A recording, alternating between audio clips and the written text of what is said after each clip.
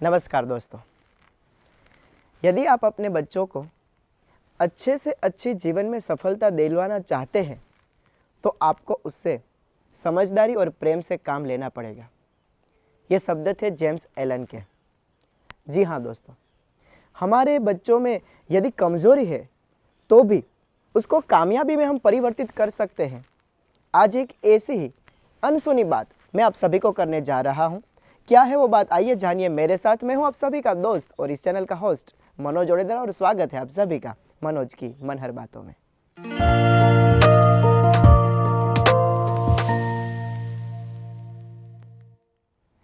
America में सोनिया नाम की एक लड़की रहती थी।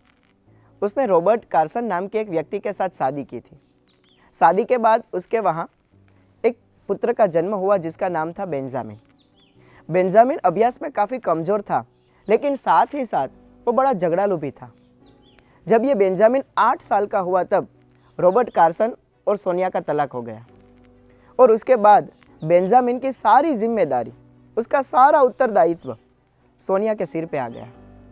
सोनिया चिंतित थी कि मैं ऐसे झगड़ालू और अभ्यास में काफ़ी कमज़ोर बच्चे बेंजामिन की कैसी देखभाल करूंगी।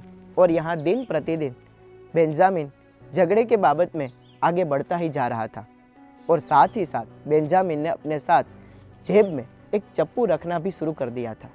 माँ बड़ी चिंतित थी कि मैं ऐसे बेटे की देखभाल कैसे करूं।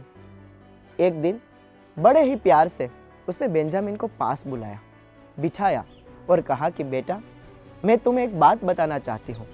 बेंजामिन ने कहा, बोलो माँ, क्या बात है। तब बेंजामिन की माँ सोनिया बोली कि तू ये जानता है कि हमारे इलाके में एक डॉक्टर रहता है और वो एक काफ़ी पैसे वाला है। बेंजामिन ने बोला, हाँ माँ, मैं जानता हूँ, बड़ी अच्छी तरह से जानता हूँ, पहचानता हूँ। फिर सोनिया ने कहा कि उसके पास बहुत बड़ा मकान है, महंगी से महंगी कार है। बेंजामिन ने कहा, हाँ माँ, मुझे ये भी बात पता है।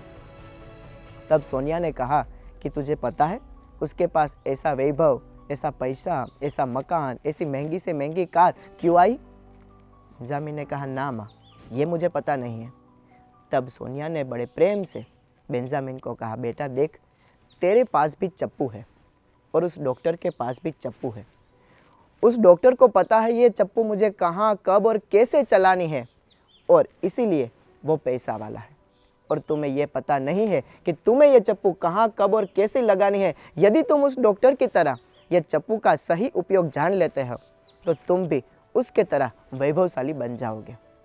माँ के इस प्रेम भरे शब्दों की उस बेंजामिन के हृदय पर ऐसी असर हुई कि बेंजामिन ने झगड़ा लड़ाई छोड़कर पढ़ाई में ध्यान दिया, कड़ी से कड़ी मेहनत की और डॉक्टर बना। डॉक्टर बना ऐसा ही नहीं, 33 साल की कम आयु में वो अमेरिका में पीडियाट्रिक न्यूरोसर्जन के एसोसिएशन का प्रमुख भी बना।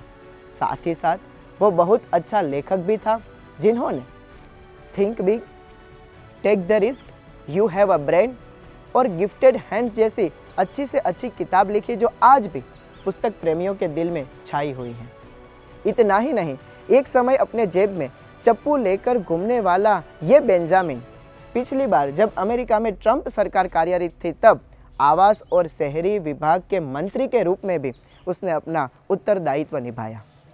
दोस्तों, इस बात से हमें यह सीख मिलती है कि हमारी संतान अभ्यास में चाहे कितनी भी कमज़ोर हो, चाहे कितनी भी झगड़ालू हो, कितनी भी लड़ाकू हो, फिर भी हम उसको सही तरह से परवरिश करेंगे तो उस बालक में हम उसकी कमज़ोरी को कामयाबी में अवश्य परिवर्तित कर पाएंगे।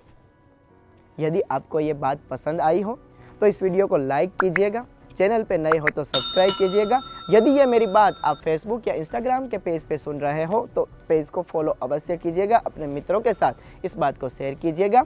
मिलते हैं एक नई वीडियो के साथ, तब तक आप सभी के जीवन की मंगलमय शुभकामनाओं और प्रार्थना के साथ आप सभी को प्यार भरा नमस्कार। जय स्वामीनारायण।